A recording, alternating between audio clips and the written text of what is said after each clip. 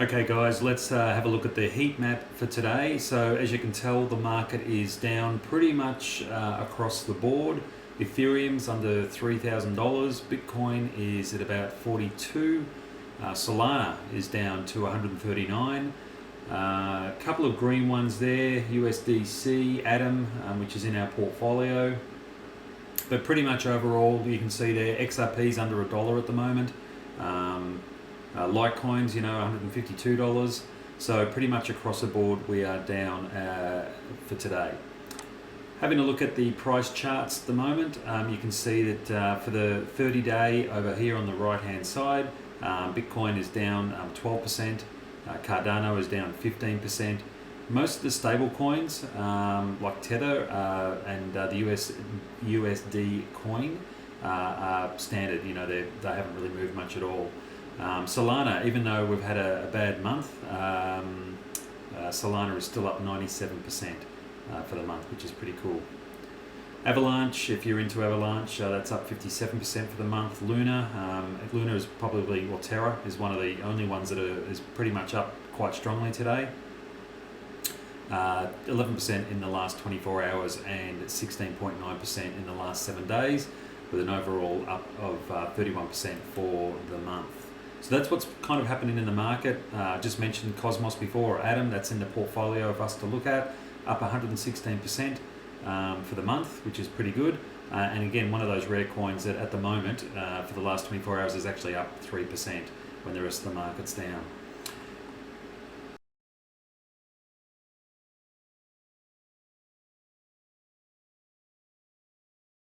Okay, so let's have a look at the market overall and see where things are going. So it's been a few weeks since I've been able to do an analysis on the market. I just needed some time out and some downtime, which I think is important for everyone to take every now and then. Now, I did post out to the group a little while ago a few snapshots of the market as it was forming, and about a week ago, I put up, maybe 2 weeks ago, that the market was forming a very nice pennant, and I expected that that at some stage the pennant would be broken and the market would continue up. That was my belief at the time. Obviously, with news that happens at the breakout has happened, but it's gone the other way, and the market has dropped, not significantly, but it's still dropped enough for some people to be worried about. So what we're going to do is we're going to have a look at why that's happened. But before we have a look at why that's happened, I want to point out something really, really good.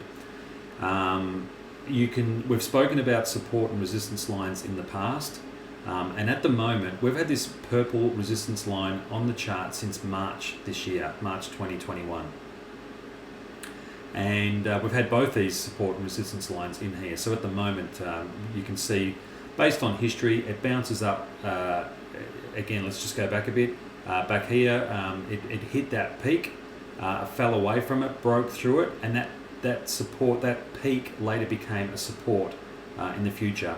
And that's the thing with support and resistance lines. You don't know which ones are going to become a support line for a stock or a crypto. Way back in March, we wouldn't have thought that this peak here would eventually become a resistance line or a platform for the market to bounce off. But that's what happens. So as you know, this sort of stuff is in hindsight. We don't know it at the time. It's only when the market unfolds in the future and we can see that there is a support or resistance at a certain point. And that's what we're experiencing at the moment. So even though the market has dropped, it's sitting nicely across this resistance line, which was formed back in March. So yep, look, it's broken a bit below it, but overall it's moving sideways at the moment. Now there's a lot of speculation as to why this has happened in the marketplace, and we'll go through 4 reasons why this has actually happened. The first point is that, let's just go to this article here. I'll just move myself over. So, key detail in China's crypto crackdown is a call out for Bitcoin, Ethereum, and Tether. So, a little while ago, the other day, a day or two ago, China released an article saying it was going to ban all cryptocurrencies, and in particular it mentioned those 3 coins there. Tether's never been mentioned before by China, so I'm not too sure why they would do that now. Bitcoin and Ethereum have been mentioned before in the past, but the truth is I'm not even remotely worried about this. For those that don't know, crypto has recovered. This is another article on Cointelegraph. Crypto has recovered from China's FUD over a dozen times in the last 12 years. So this is actually nothing new. It's certainly new for people who haven't been in the market that long, but China every couple of years is always saying we're going to ban cryptocurrencies. Let's just go back and have a look at the timeline here. China banned virtual currencies for the first time in 2009. Then they banned it again in 2013. Then they said there was a fake ban that came out that threatened them in 2014. In 2016, a Chinese exchange hack briefly tanked prices. In 2017, China dropped crypto-related bans twice in a single month.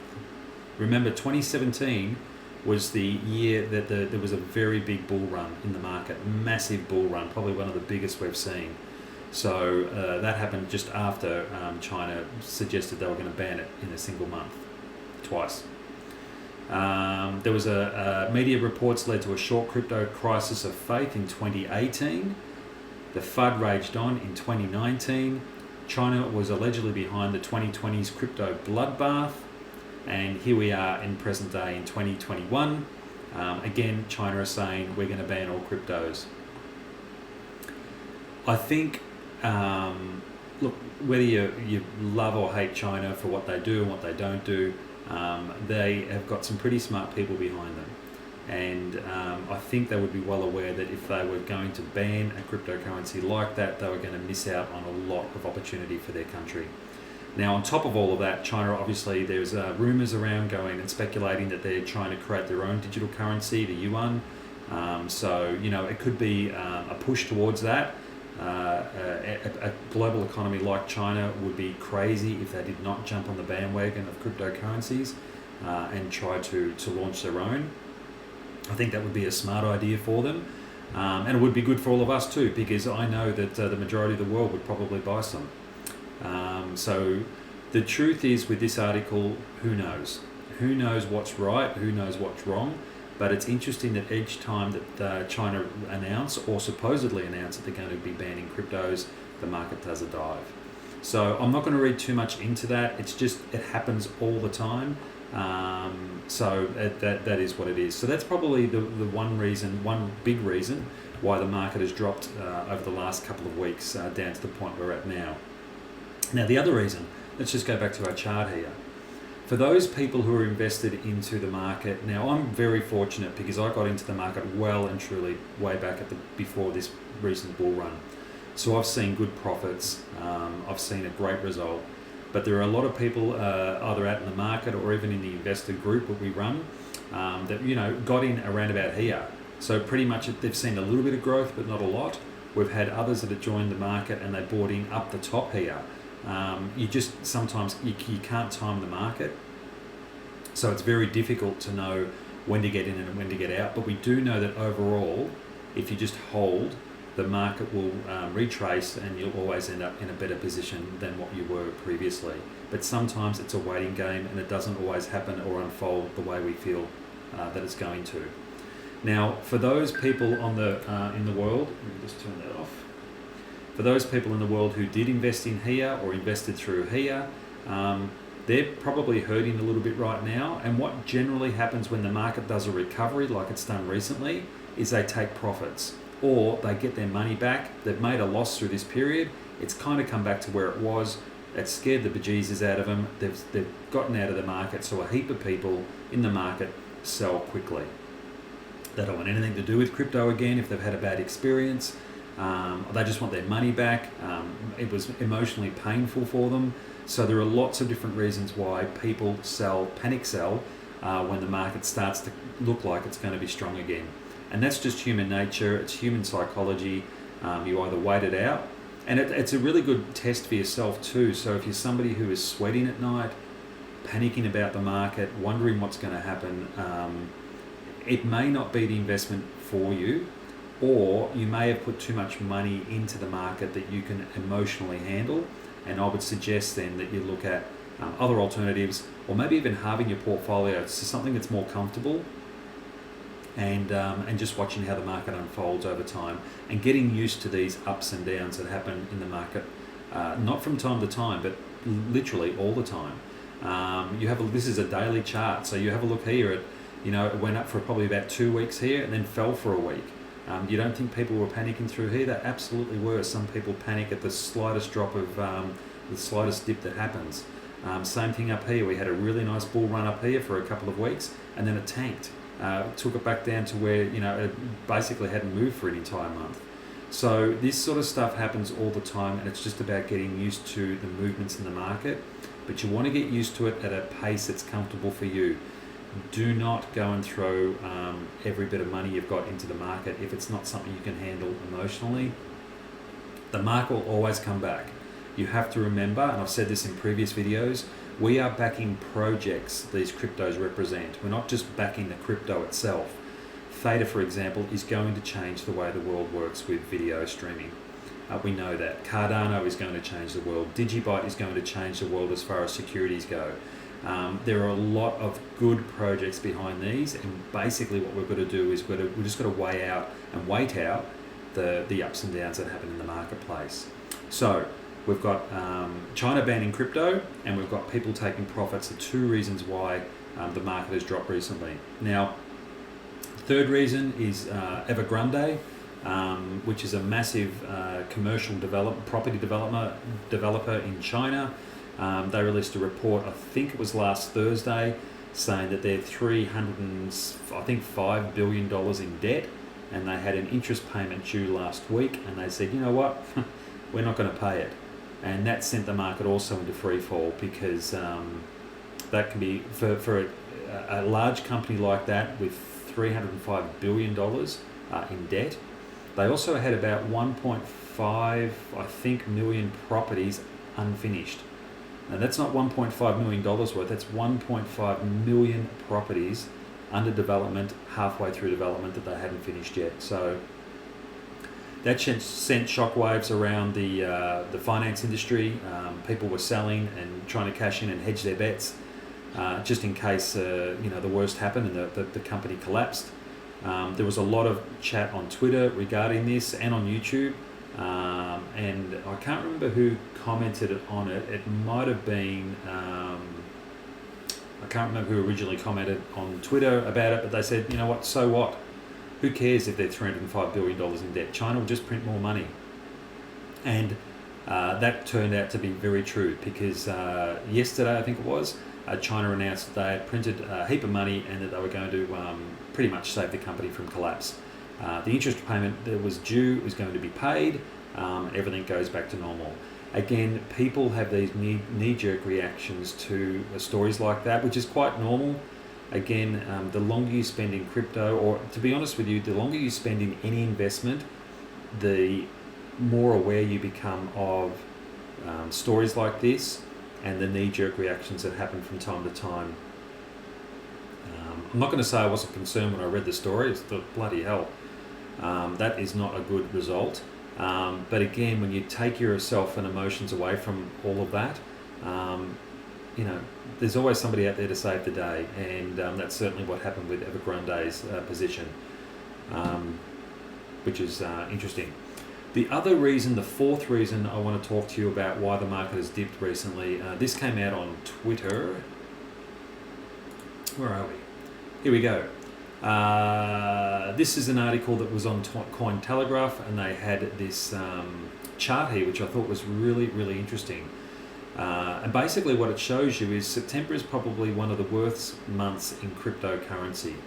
Traditionally, since say 2020, which is how far this chart goes, since 2013 to 2020, and we can now put 2021 in this, September is traditionally a down month.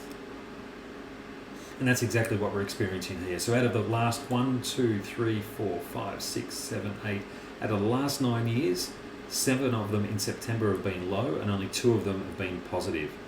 You can see in October, it's the reverse.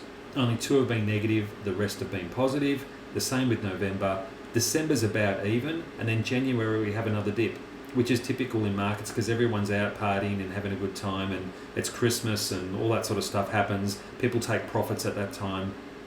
to go on holidays and to do other things. They reset their financial goals for the New Year's resolutions. There's a whole heap of other stuff that happens emotionally and psychologically to us as humans around about the January period. And then you can see again in February it all kicks off again. March, pretty much typically it goes flat, and then April it starts to come good. And then it's pretty much even between May, June, July and August. It's up and down, up and down, up and down, which is exactly what we've experienced this year. So I'm not overly concerned about that. There are four reasons why I believe the market has dropped. Again, profit taking, number one. Evergrande is number two. The China banning crypto, which just isn't going to happen, is number three. And obviously the results for September, traditionally with the market being low, is number four. So that's where things are at the moment, guys. Again, send your comments or post your comments below, or send me a private message if you're in my trading group. You're welcome to do that. Where do I think the market's going to go now? I think it's going to be pretty stable for the next rest of this month. We did finish a cycle. We've started a new cycle at the moment. Just an interesting point on cycles for those that have read or listened to me gabber on about the cycle and the way that works. You know that I always have promoted that the market has a 31-day short-term cycle on average. This market the last cycle went for 34 days, which isn't a bad thing. Sometimes you have these fudge factors or this orb period that happens. It is a moving and breathing thing. And you can see that previous cycles had 29 days, 28 days, 34 days, but on average it's a 31-day cycle. So we did finish that right here at the 34 bars, so 31 days, and we've started a new one. The peak of this though, which is really important, happened in the last half of this cycle, and that's actually a bullish sign. If it had been in the first third, so the first 10 days, if it had peaked and then dropped, that's not a good sign. But having it in either the last third or the last half of that cycle is a bullish sign. So for me, I feel confident that the market will recover. Knee-jerk reactions happen all the time in the marketplace. That's not to say that some other news won't come out and destroy the sentiment in the marketplace. I'm sure that will happen, and that will continue to happen for as long as crypto is around. As long as the stock market's around, as long as the property market is around, there's always going to be bad stories that happen. For those of you that have made money out of this, there's nothing wrong with taking a bit of profit if you want to, if that's going to give you a sense of comfort about where things are going. Remember my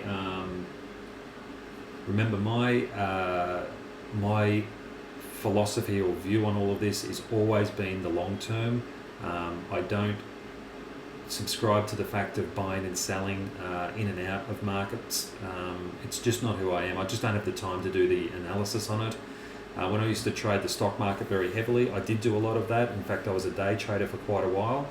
And you'd be, watching the charts on a daily basis. You go to the toilet, you'd come back and you've lost a couple of thousand because you weren't in front of your computer screen. So for me, it's not a lifestyle that I really enjoyed at all. So for me, it's a longer term investment. I'm not too concerned about where the market's going at the moment. I monitor it on a daily basis, but I don't get emotional about it. For me, I'm always thinking, where are these projects going to be in 12 months, 2 years, and 5 years? Where's Digibyte going to be in 5 years' time? Where's Bitcoin Cash going to be in 5 years' time? That sort of stuff. Hollow, Ripple, where's Ripple going to be in 5 years' time? It's under $1 at the moment. It can't stay at under $1 forever. It has to go up. It's got so much back in it. There is so much love in the community for Ripple. People want to see it succeed, and ultimately it will. The other thing I'll mention too, just on Ripple, is that the SEC in America obviously are really pushing hard. This may not be a bad thing. Most cryptos that launch on exchanges, many of them fail.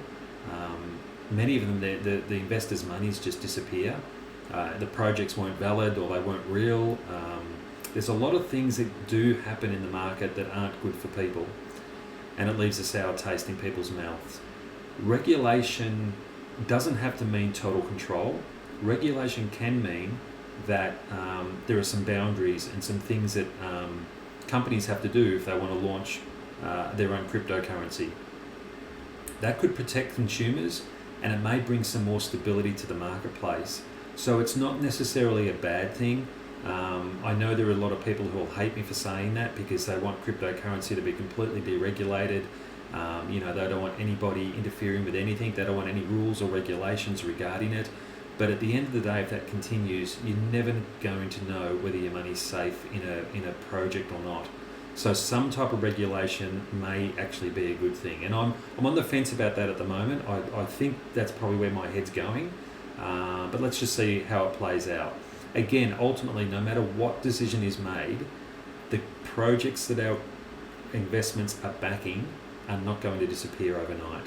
Theta is not just going to pack up shop and say, oh, that's it, it's the market's regulated now, we're closing and stopping the whole project. Solana isn't going to do that. Tfuel won't do that. Matic, Polygon will not do that. They've got some great strength behind them. They've got a very strong focus, and they know what they want to achieve. So I guess what I'm trying to say here is try to avoid the noise that happens in the market. It can be really confusing. It can get you down, especially if you've only just started in the market and you've seen your money do nothing or go sideways, or worse, you've lost money and you're in a negative position at the moment. Have faith. Go back and have a look at some of the charts and have a look at where things were 12, 18 months ago, 2 years ago, 3 years ago, and notice that this sort of stuff happens all the time. The market is always consistently to-ing and froing, going up and down, up and down, up and down. But ultimately, as you can tell by this chart, it goes up. And it will continue to go up and it will continue to go down. Anyway, I've waffled on for enough. Thanks everyone for listening. Again, if you've got any comments, please drop them in the comments section below. If you're in my private traders group, you are welcome to message me at any time, either privately or within the group. I'll always answer and get back to you.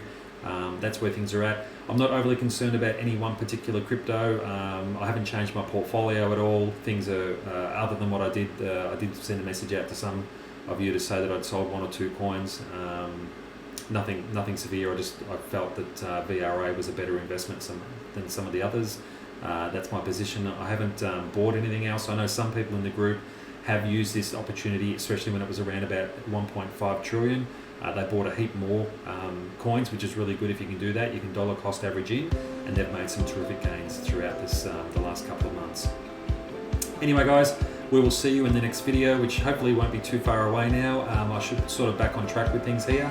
And peace out from Australia. Take care.